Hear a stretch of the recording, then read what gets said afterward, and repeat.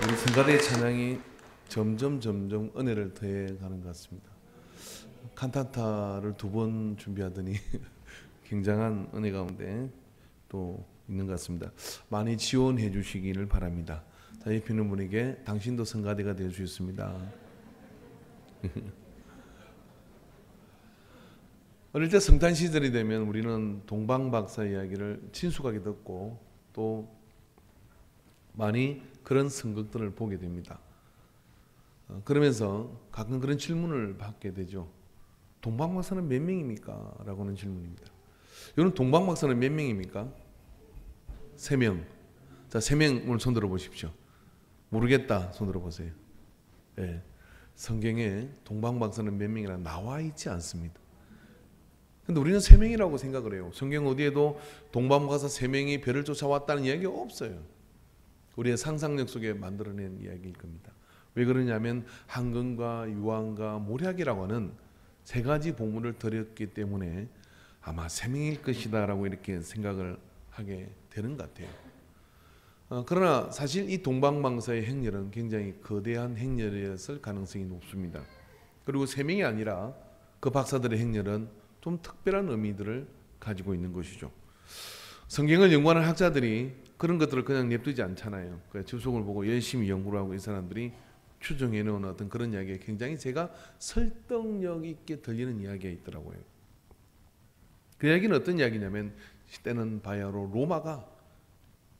로마가 동방의 모든 그런 이 유대로부터 그 지역을 다 이렇게 정복을 하고 있던 시대입니다. 그런데 로마 이전에 제국이 하나 더 있었어요. 아시리아와 바벨론과 그 뒤를 이었던 페르시아라고 하는 제국이 있었던 것이죠. 자, 이쯤 되면 이제 졸려고 하는 분들이 계시죠. 그 온도 좀 낮추세요. 너무 따뜻해서 조는 것 같으니까. 페르시아라는 제국이 있었습니다. 역사상 가장 강대한, 아니 낮추지 마세요. 제가 한 얘기예요. 가장 강대한 그런 제국이 어디냐면 페르시아라는 제국이에요. 그러니 페르시아라는 제국, 아시리아, 바벨론, 그리고 페르시아, 역사 이전에 있었던 모든 제국은 다 동방에서 나왔던 제국입니다. 심지어 몽고 제국 역시도 동방이잖아요. 단 한 번도 역사의 축이 유럽으로 가본 적이 없어요. 단 한 번도 역사의 축이 저 동방에서 서방으로 옮긴 적이 없는데 알렉산더라는 사람이 나와서 페르시아를 물리칩니다. 7만의 병사로 100만의 대군을 물리쳐버려요. 그 길로 페르시아는 졸지에 멸망을 당하게 됩니다. 그리고 그 알렉산더로부터 시작된 제국의 역사가 로마라고 하는 역사상 전무후무한 그런 좋은 시스템을 가진 그런 제국이 일어나게 돼요. 자, 그런 일어난 제국을 보고 있을 때 페르시아의 그런 귀족들과 호족들과 그런 충성스러운 신하들과 이런 어떤 사람들은 어떤 생각을 하는 것일까요? 다시 찾아오자 하는 그런 운동을 하지 않았겠습니까? 그런 가운데 구심점이 필요했던 것이죠. 그 구심점이란 뭐냐면 이 모든 역사를 반전시킬 수 있는 위대한 인물의 탄생, 위대한 왕의 탄생, 이것을 기다리는 일단의 사람들이 있었다고 보는 겁니다. 그래서 동방의 박사들이 어디서 왔는지, 그리고 또 그 동방의 박사들이 어떤 목적을 가지고 왔는지 저는 후에 설명이 없고 배를 쫓아 위대한 왕의 탄생을 기대하며 그 배를 따라오다가 보니까 유대 땅에 왔고 그 유대 땅에 들어서게 되어서 그들은 예루살렘으로 들어가게 됩니다. 왜냐하면 수도가 예루살렘이기 때문에 그런 것이죠. 예루살렘에 들어가서 오늘 성경에 보면 이렇게 얘기합니다. 헤롯 왕 때 예수께서 유대의 베들레헴에서 나서 동방으로부터 박사들이 예루살렘에 이르러 말하되 유대인의 왕으로 나신 이가 어디에 계시냐? 우리가 그가 동방에서 그 배를 보고 그에게 경배로 왔노라 하니라고 얘기를 해요. 헤롯은 다윗의 왕조가 아니고 헤롯은 로마를 등에 입고서 왕이 된 사람입니다. 그리고 그 당시 로마가 지배를 하는데 지배하고 있는 그 주변의 모든 나라들은 왕이 없었어요. 그러나 헤롯은 그 이야기를 하자면 또 오늘 이 시간이 다 가니까 다음에 차차 들려드리도록 하겠습니다. 헤롯은 그런 로마의 그런 배경을 입고서 왕이 된 사람이라 왕으로 인정을 받는 사람이었고 맹실공이 헤롯 대왕이라 할 만한 그런 어떤 강력한 경제력과 통상 능력과 외교 능력이 있는 사람이었어요. 그래서 솔로몬 성전보다 더 큰 성전을 지어서 유대인에게 선물하기도 하고요. 그는 원래 유대인이 아니었지만은 에돔 사람이었지만은 그는 유대인에게 그 성전을 지어서 자기 어떤 그런 지배력을 공고하게 하는 사람입니다. 왜? 대왕이 되어서 왕조를 이어가고 싶은 사람이었고 아마 그 속에는 굉장한 야심이 있었을 거예요. 그런데 말입니다. 예루살렘으로 들어선 이 박사들이 헤롯에게 가서 우리가 유대인의 왕으로 난 이를 경배하러 왔다라고 이야기를 한다 그러면 자 쉽게 생각해 보면 헤롯에게는 뭡니까? 반역인 것이고 불순한 세력인 것이고 죽여도 마땅한 자들이라고 생각할 게 당연하지 않습니까? 그런데 왜 그들을 죽이지 못했을까요? 거기에는 그들이 유대 헤롯조차도 감히 어떻게 하기 어려운 그런 세도와 그런 세력으로 이미 그들에게는 인식되어 있는 그런 행렬이었을 가능성이 굉장히 높다고 보는 것이죠. 근데 그들이 그 배를 쫓아서 베들레헴으로 향하고 그곳에서 그들은 그 베들레헴에서 아기 예수에게 경배를 드리고 왕으로 난 이에게 드려야 될 마땅한 황금과 유황과 모략이라는 그런 경배를 드려서 그리고 하나님의 음성을 듣고서 각기 돌아갔던 것입니다. 자, 여러분 그들은 정말 어떻게 보면 배를 보고 경배하러 온 사람들입니다. 그들에게 있어서 이것은 해성이었을 수도 있고요. 또 고된 여행이기도 했을 것입니다. 그러나 그들에게는 이게 가장 어떤 면에서 보면 제국이 망했고 그 망한 제국을 이루기 위해서 할 수 있는 일이라는 것이 그다지 없었던 것인데 그들에게는 하늘을 바라보는 길밖에는 없었죠. 그래서 별을 보고 갑니다. 여러분 우리가요, 제가 어릴 때 이렇게 하늘의 별을 이렇게 봤어요. 어릴 때만 해도 하늘 저는 별이 참 총총했거든요. 근데 그 별을 보니까 야 가서 일해, 야 가서 공부해야지. 그러면서 별 보고 있으면 별 볼 일 없는 인생이 된다. 근데 저는 그렇게 생각하지 않고 어떻게 했냐면 하늘의 별을 보면 저 수많은 별 중에 네 별은 없을까? 네 별은 없을까? 그리고 별을 세 개를 딱 찍었어요. 어떤 별인지 모르는데 항상 그 자리에 있더라고. 그래서 별 세 개를 딱 찍어서 그게 뭔지를 몰랐어요. 그리고 저는 네 별이다라고 생각하고 봤는데 지금까지도 마당에 나오면 그 별은 보여요. 근데 고등학교 때 알았어요. 그 별이 오리온성이라는 거를요. 아, 그게 오리온성이구나. 그럼 그 별 세 개를 내 거라고 생각을 하고 내 마음에 이제 담았던 것이죠. 세금 내는 것도 아니고 누가 뭐 네 거라고 내가 주장할 때 아이라고 주장할 사람도 없는 거고 그 여러분도 뭐 별 하나 가지세요. 여기서 좁은 땅에서 뭐 땅 몇 평 더 가지려고 하지 말고 이렇게 골라가지고 저 별은 나의 별하고 별 하나 딱 가지면은 하나님 주실 거예요. 예. 그래서 그 별을 보고 근데 그 별을 본다는 자체가 현실적으로 이 사람들에게는 야 우리가 망한 나라가 망한 제국이 어떻게 저 강력한 로마를 물리칠 수 있겠느냐 하는 어떤 그런 생각들을 하고 그런 어떤 마음들을 가지고 비냥거리고 비꼬고 또 그 배를 쫓아간다는 것 자체가 너무나 허무맹랑한 일 같지 않습니까? 그런 어떤 생각을 가지고 하는 거죠. 그러나 그들은 의연히 일어나서 자기의 모든 것들을 다 정리를 해서 어떻게 합니까? 그 배를 쫓아가기 시작하는 거죠. 그래서 동방박사 세 사람 아닙니다. 동방박사 배를 쫓아와가지고 예, 아기 예수님께 경배를 드리며 성경 속으로 툭 하고 튀어들어온 겁니다. 인생이 가치가 없어 보이는 그런 것들.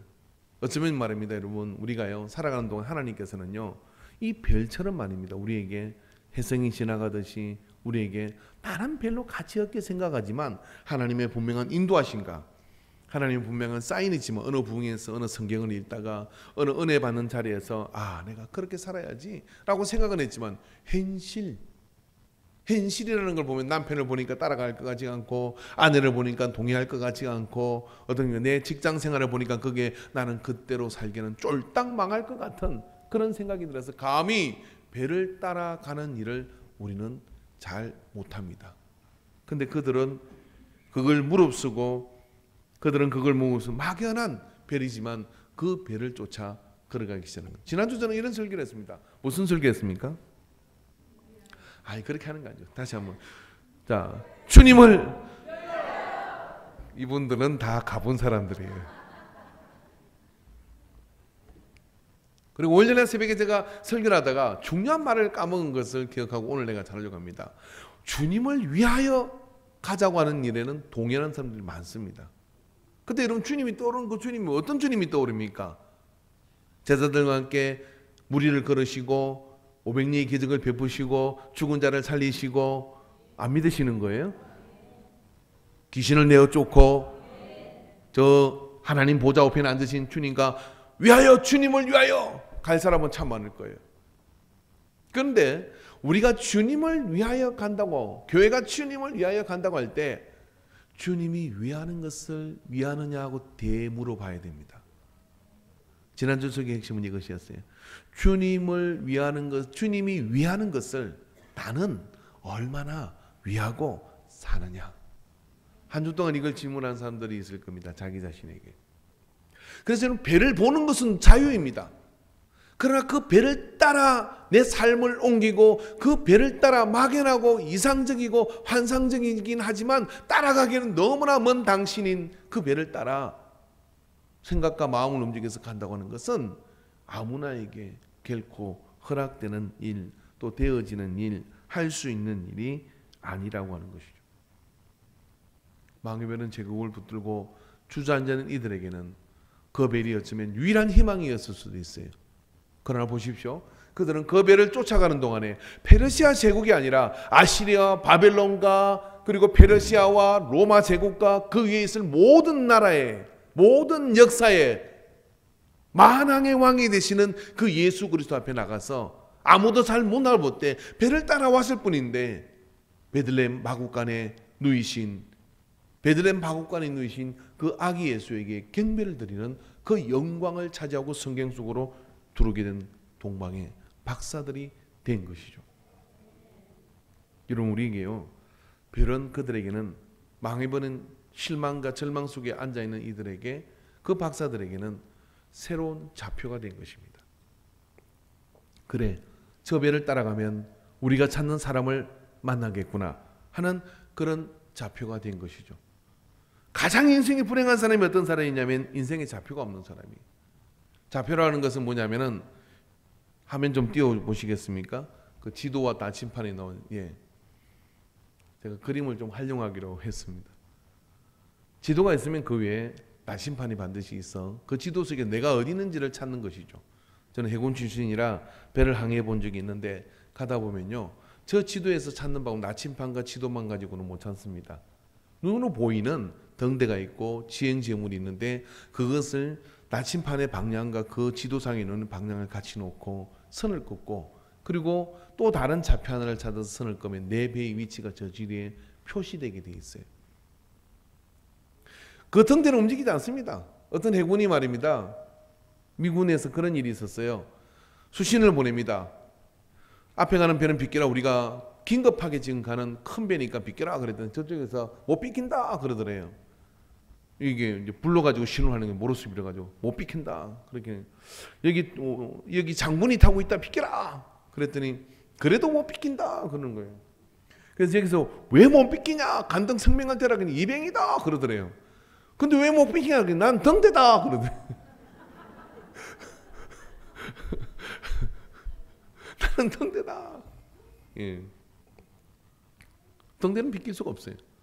그 자리에 있는 겁니다. 왜? 좌표가 되어줘야 되거든. 모든 항해하는 배의 좌표가 되어줍니다. 그래서 그걸 기점으로 해서 자기 위치를 찾고 어디로 나갈지의 방향을 찾게 되는 것이죠. 여러분, 동방 박사들에게는요, 자기 인생의 연중에 무드쳐온 모든 것이 끝나버리고 절망스러워져 있는 이들에게 부딪혀온 하나의 좌표가 된 것입니다. 그리고 어떻게 하냐면 그 배를 쫓아서 가기 시작하는 거죠. 그래서 그것이 이정표가 되어서, 그래서 가게 될 때 그 속에서 그들은 아기 예수, 만왕의 주를 만나게 된 것이죠. 이번에 영국에서 방탄소년단이 공연을 하고 난 다음에 그 영국에 가서 논평을 하는 사람이 이런 논평을 했더라고요. 좌표를 잃은 이 시대에 방탄소년단이 동행자가 되어줬다라고 그렇게 표현을 했습니다. 그래서 사람들이 열광하고 추구하고 막 그 콘서트에 티켓을 사고 그러는 거예요. 아, 여러분은 방탄소년단을 좋아하는 게 아니라 나훈아를 좋아하시는군요. 언젠가 예배를 드리고 난 다음에 오후에 나훈아 공연이 어디 저기서 했다 그래요.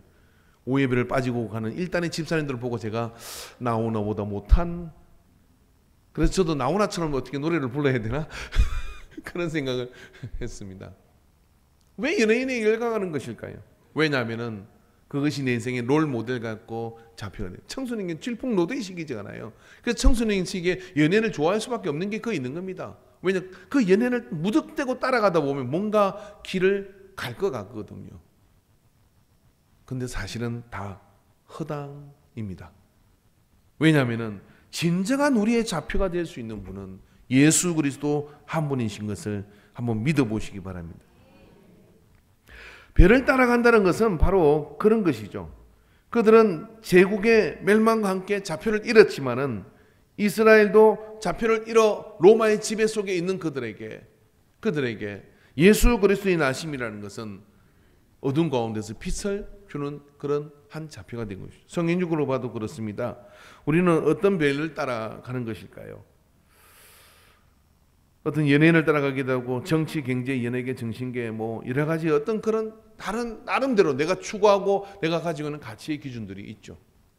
그리고 삶은 이렇게 살아야 된다고 생각하는 어떤 그런 자극을 주는 어떤 그런 존재들이 있을 것입니다. 그러나 그것이 근원적인 대답을 줄 수 있는지를 우리는 질문해 봐야 됩니다. 근원적인 대답을 줄 수 있는 것일까요? 그리고 이 복잡한 세상과 모든 영적인 하늘의 세계와 이 땅의 세계와 그리고 또 우리가 도대체 예측할 수 없는 그런 많은 변수들 가운데 우리를 이끌 수 있는 흔들림 없는 등대 같은 그런 좌표가 될 수 있는 것일까요?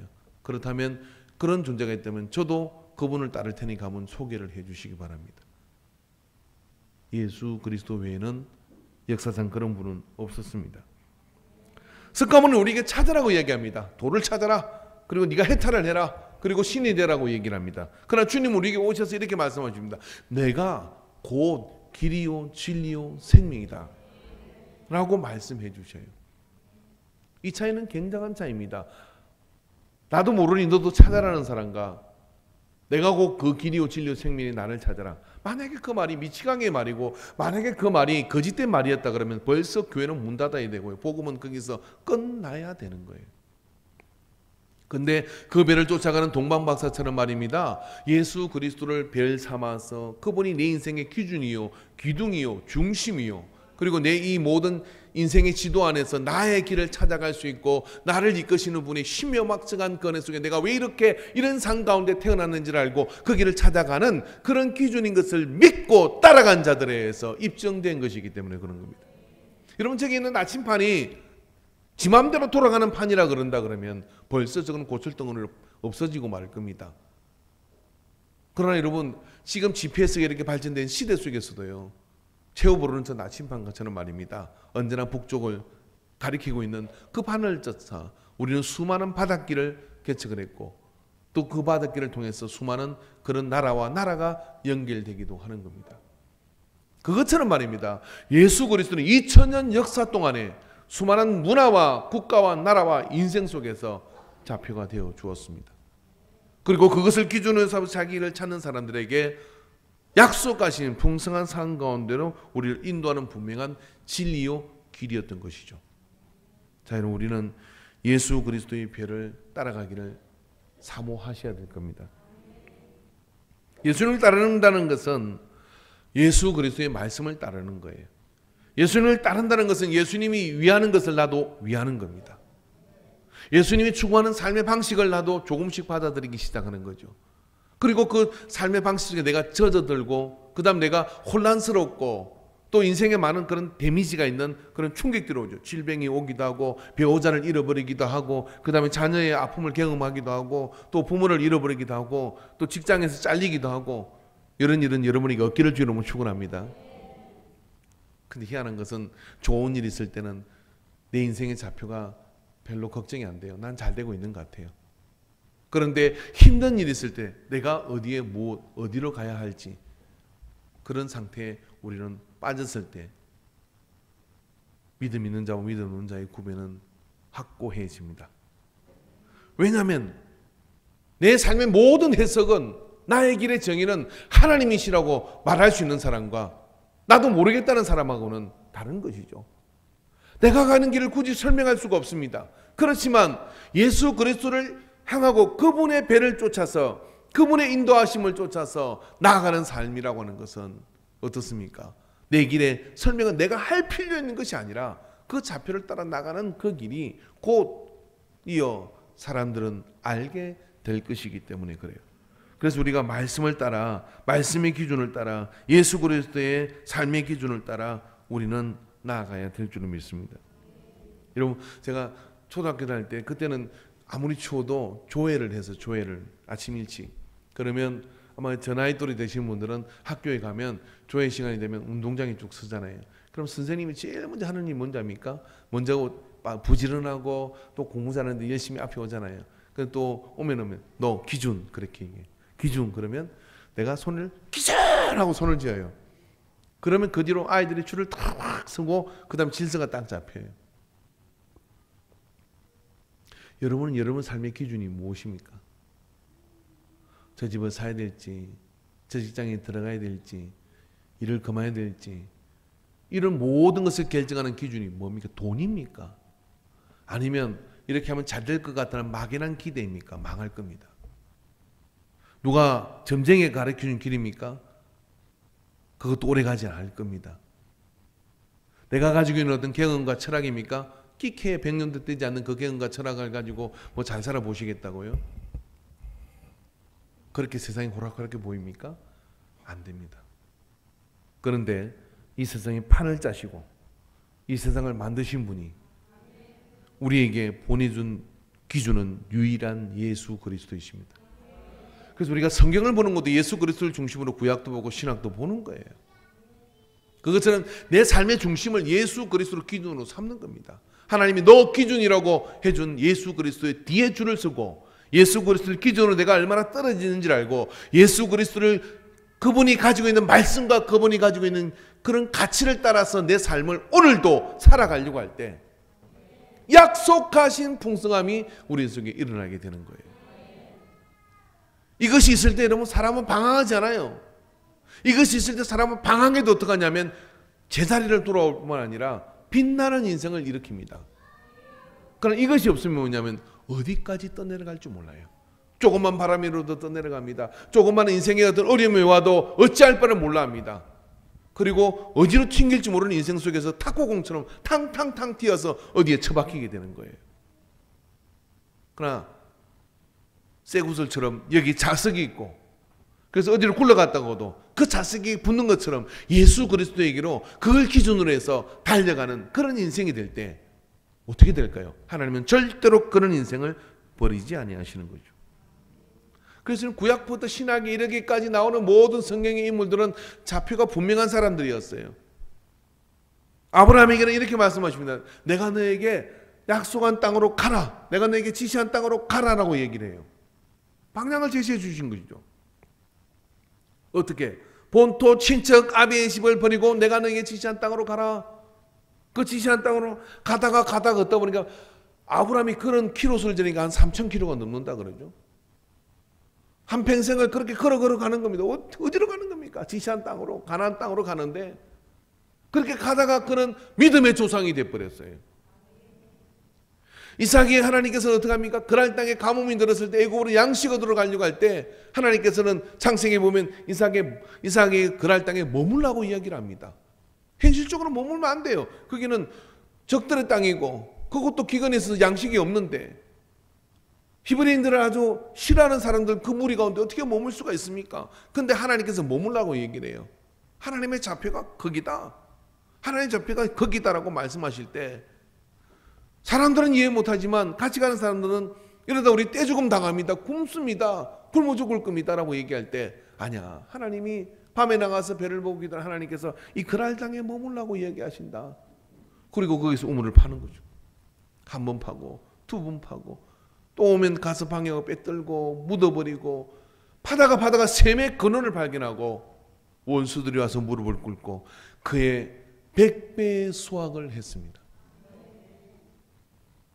할렐루야. 배를 따라가는 별 볼 일 없는 인생 같은, 그래서 오늘 주일날 성경학교 교회 가면 저렇게 시간이 나면 가서 일을 하지, 그렇게 시간을 가서 알바를 하지 하는 사람도 있지 않겠어요? 그런 생각을 가지고 이게 빠진 사람이 두 사람이나 있어요. 그런데 나는 하늘의 별을 보고 주님을 바라보고 이상이라고 생각하는 것 같지만 그 주님을 바라보고 간다. 내가 그것이 사는 가치이다 라고 그렇게 예배를 드리고 주님 앞에 경배를 드리며 뜬구름 잡는 이야기 같지만 그 중에 하나 잡으려고 그렇게 하나님 말씀을 붙들고 매달리게 될 때 여러분 이것이요 먼 우리 인생과 하나님의 영원한 시간 속에서 주시는 위대한 포석이 되는 겁니다. 위대한 포석이 되는 거죠. 여러분 여기서 예루살렘의 방이 어느 쪽인 것 같습니까? 우리는 모릅니다. 이것을 뱅뱅 돌아봐도 모를 거예요. 어떤 사람이 이쪽으로 갑니다. 어디로 가냐고 하면 예루살렘으로 간다 그래요. 예루살렘이 거기 가면 예루살렘이 있습니까? 거기 가면 어디가 있어요? 펜테강이 나와요. 중국이 나온다 그러고. 그러나 예루살렘의 방향을 알고 가는 사람도 있는 거죠. 먼 하나님의 나라. 언젠가 제가 마당에다가 이상한 짓을 할지도 몰라요. 십자가 중앙에다 기둥을 하나 세워가지고 이쪽 가면 예루살렘, 베들레헴, 요리 가면 런던, 세계 중심을 여기다 만들까 싶어요. 근데 그렇게 세워놓으면 사람들이 알겠죠. 아, 이리 가면 예루살렘이 있구나. 그래서 혹시 예루살렘 어디로 가냐 물어보면 이쪽으로 가시죠. 하늘의 별이라는 건 먼 거예요. 예수 그리스도의 진리도 어쩌면 우리가 막연하고 멀 수 있습니다. 그러나 여러분 아세요? 멀면 멀수록 거기에 기준을 댄 사람은요 삶의 잡다한 그런 많은 오솔길에서 방황하지 않아요. 왜냐하면 가야 할 근원적인 방향과 궁극적인 방향이 분명하기 때문에 그 길을 따라 지나가는 겁니다. 저는 우리 그리스도인들, 특별히 우리 인간의 믿음의 사람들이 좀 선이 굵은 그런 믿음 생활이 되기를 바라요. 이렇게 뭐 조금 이렇다고 확 자빠지고 저렇게 딱 자빠지고 언제 가느냐고요. 그게 아니라 그냥 따라해 보십시오. 따라해 보십시오. 똥개는 짖어도 기차는 간다. 이거 녹화하지 마십시오. 나사렛 대학에 공부할 때 그 앞에 기차가 지나가요. 기차. 항상 수업 시간에 삑 하고 왱 기적 올리고 지나가요. 기차가. 아 이거 참. 그렇다고 선생님이 수업을 그만하나요? 해요 그냥. 예, 해요. 근데 예민한 선생님이서 아이씨 그러고 수업을 안 해요. 그러면 기차 지나갈 때 그때 가만히 있어. 어떤 선생님 해요 그냥. 기차가 지나가든 말든 너가 어쨌든 들어라. 귀를 기울이고 들어라. 뭐 그렇게 하시는 거죠. 근데 두 번째 선생님이 더 멋있더라고. 기차 지나간다고 안 하고 무슨 바람 분다고 안 하고 창문이 흔들린다고 안 하고. 예? 언제 그런 너저분한 신앙생활 하지 마십시오.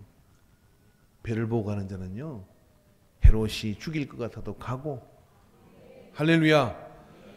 저기 호수를 지나가면 호수를 배를 타고 건너가든 건너가고 가는 거예요. 주님이 내 삶에 주신 그 길을 따라 그 좌표를 따라 가고 갈 때 야곱이 되는 것이고 가고 할 때 이삭이 되는 것이고 할렐루야 다윗이 되는 거예요. 다윗은 자기 삶 속에 하나님의 최고예요. 그래서 양을 지킬 때 그걸로 곰도 잡아먹고 다 잡았단 말이죠. 이스라엘 전체 골리앗을 떨고 있을 때 다윗이 뜨벅뜨벅 하는 거죠. 그 골리앗이 나가 하나님 막 놀리네. 그러니까 어떻게 해요? 야, 저러고도 살아남지 어려울걸? 그러고 가는 거지. 왜냐하면 좌표가 하나님이니까. 너는 칼과 창을 의지하고 나왔느냐? 나는 만군의 여호와 하나님의 이름을 의지하고 나왔다. 그리고 물맷돌 가지고 그 이마도 넓어가지고 간역도 좋게 잘 맞게 넓은 그 이마에다가 딱 꽂아가지고 그리고 가는 거죠. 그리고 이스라엘 왕이 되는 겁니다. 모세 그에게는 구름 기둥과 불 기둥의 인도함이 있었어요. 사실 모세는 말입니다. 이쪽으로 가면 가나안 땅으로 간다는 걸 알아요. 왜? 가나안 땅을 가봤으니까. 미디안 강에서 사막길을 알아요. 족장 장인 아버지 그 이드로가 얼마나 이게 길을 잘 아는 분인데 사이야 이쪽으로 가야 가나안으로 간다. 너가 하나님이 가나안 가라 그러지 않냐? 왜 자꾸 너는 반대로 가냐? 40년을 뺑뺑이를 돕니다. 근데 모세의 기준은 뭐냐면 하나님이 가나안으로 가라고 하셨지만 그 기준은 뭐냐면 그의 좌표는 뭐냐면 하나님이 인도하시는 구름 기둥과 불 기둥이에요. 그래서 아침에 눈을 뜨면 성막 위에 있는 구름 기둥이 움직이나 보다가 그 성막 위에 있는 구름 기둥이 서쪽으로 움직이면 짐 싸라 서쪽으로 가자. 성막에 있는 구름이 어떨 때는 일주일, 어떨 때는 한 달, 어떨 때는 두 달, 그러다가 말이에요 1년, 2년도 있다가 어느 날 움직여요. 매일 보는데 어느 날 움직여. 이제 동쪽으로 간다 하면 동쪽으로 또 움직이는 게, 이게 여러분 신앙생활이에요. 예수 그리스도가 잡힌 인생은 그래서 어떡합니까?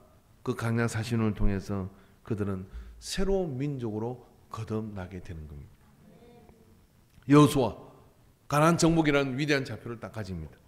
히스기야, 모든 성경의 인물들은 다 하나님 주시는 그 좌표를 붙들고 놓아주지 않고 그 좌표를 붙들고 나가는 자에게 역사가 나타났어요. 여러분 2018년도 여러분 연초에 시작할 때 하나님 주시는 위대한 좌표가 있었습니까?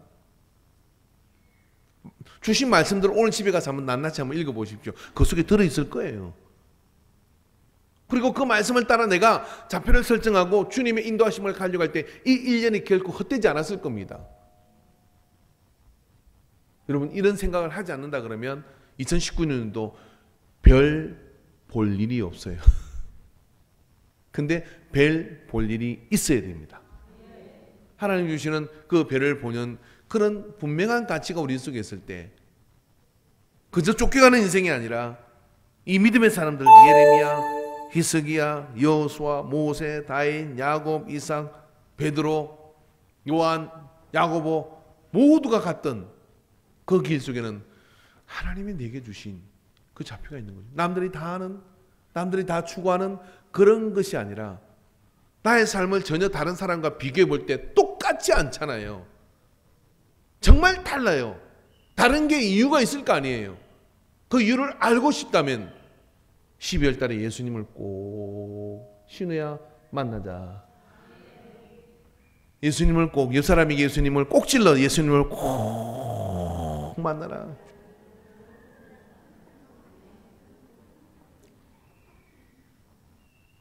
주님 가슴 태우노라 하지 말고 예수님을 꼭 만나가지고 내 좌표가 딱 설 때 행복해지는 거예요. 그리고 뭐냐면 인생이 시냇가에 심은 나무처럼 풀려나가는 겁니다. 할렐루야. 시냇가에 심은 나무처럼 풀려날 뿐이 아니라 심지어는 내가 지나간 시간 동안에 그렇게 힘들게 만들었던 것조차도 보석처럼 반짝반짝 빛나게 보이는 그 은혜를 누리게 될 거예요. 그것이 여러분 예수 그리스도가 우리 인생 속에 좌표가 될 때 주는 위대한 그런 혜택입니다. 혜택. 동방인인 박사들 페르시아라는 제국을 다시 세우려고 애를 썼는지 모릅니다. 그렇지만 하늘의 배를 보고 쫓아갈 때 그 하늘의 배를 움직이시는 분이 누구인지를 이 마국간에서 만나잖아요. 그들이 잠을 자는데 하나님이 현몽하셔서 헤롯에게 돌아가지 말라고 얘기를 합니다. 막연하게 하늘의 배를 보고 점을 치던 이들이, 하늘의 배를 보고 뭔가 그렇게 예견을 하려고 했던 이들이 한 번도 이 우주 만물을 만드신 하나님의 음성을 들은 적이 없습니다. 그런데 하나님께서 꿈에 헤롯에게 돌아가지 말라고 이야기하는 하나님의 음성을 듣고 다른 길로 돌아가게 되는 거죠. 영적 성장이 거기서 일어난 거예요.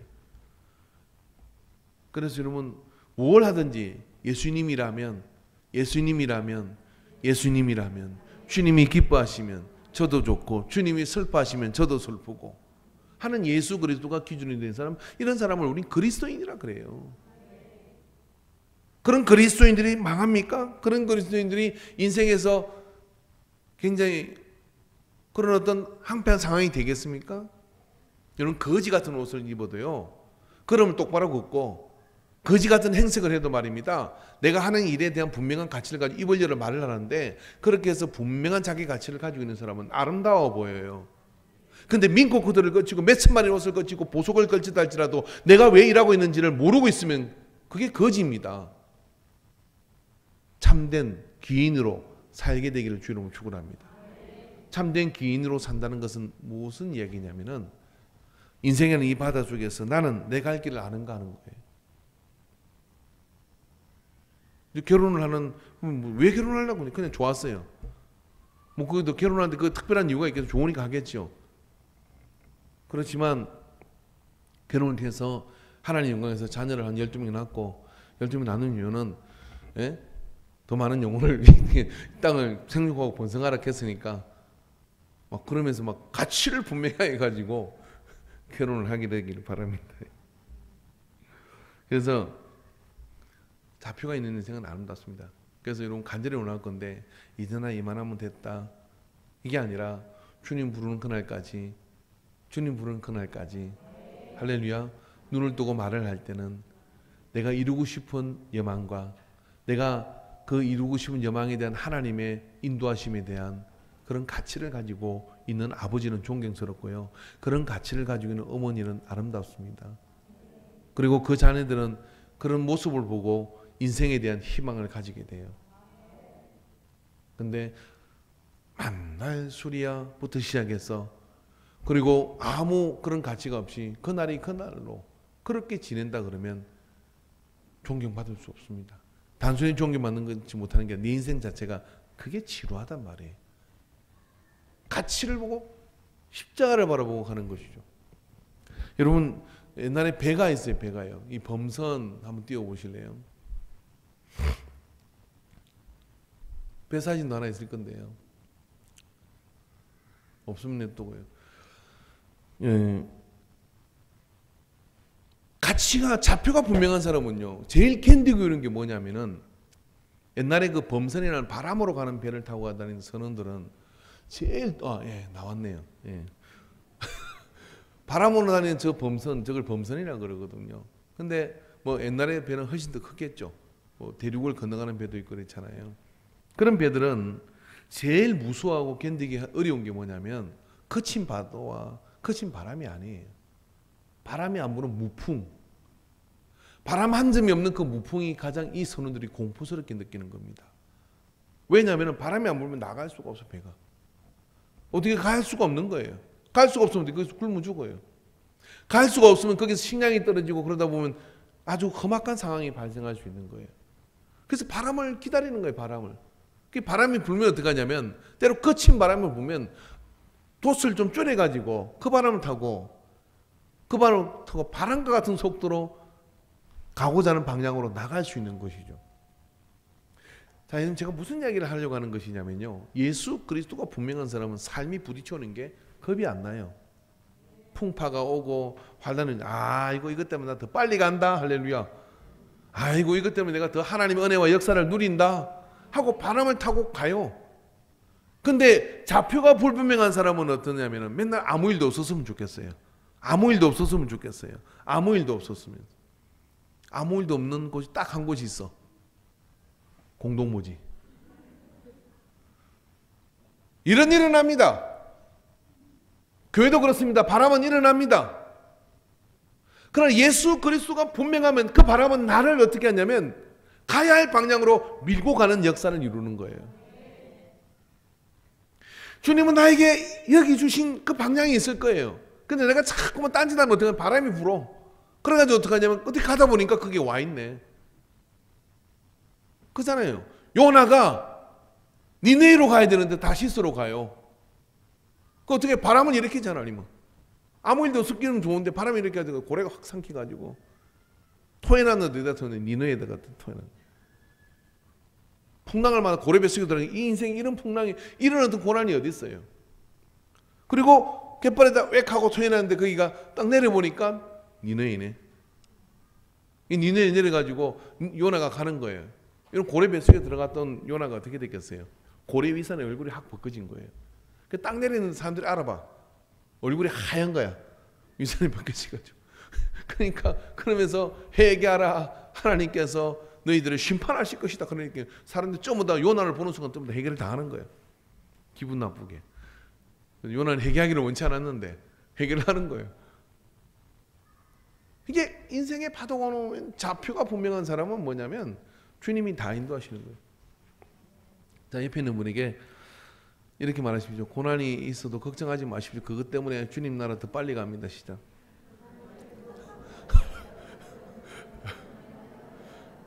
내가 말하는 주님 나라는 건 죽는다는 얘기가 아니에요. 하나님 영광을 빨리 이룬다 이거예요. 남편이 사업하다 쫄딱 망했어. 권사님 남편이.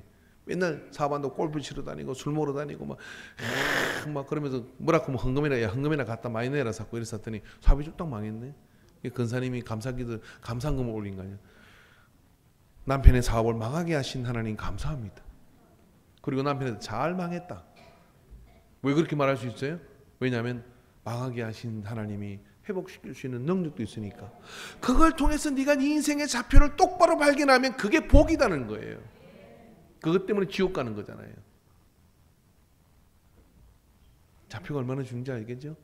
그래서 오늘 저녁에 주무시기 전에 꼭 한번 날씨가 허락할지는 모르지만 하늘의 별을 보고 여러분도 별 하나 찍으십시오. 그리고 그것처럼 말입니다.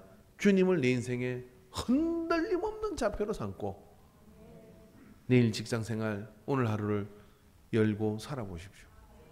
그러면요 때로 많은 염려가 엄습해도 그 염려가 나를 집어삼킬 수 없어요. 그리고 많은 이해되지 않는 부분이 있다 할지라도 주님의 좌표가 분명한 사람은 결국은 그 속에서 하나님의 영광을 나타내게 되어 있습니다. 힘과 용기를 가지기를 주의 이름으로 축원합니다. 기도하겠습니다.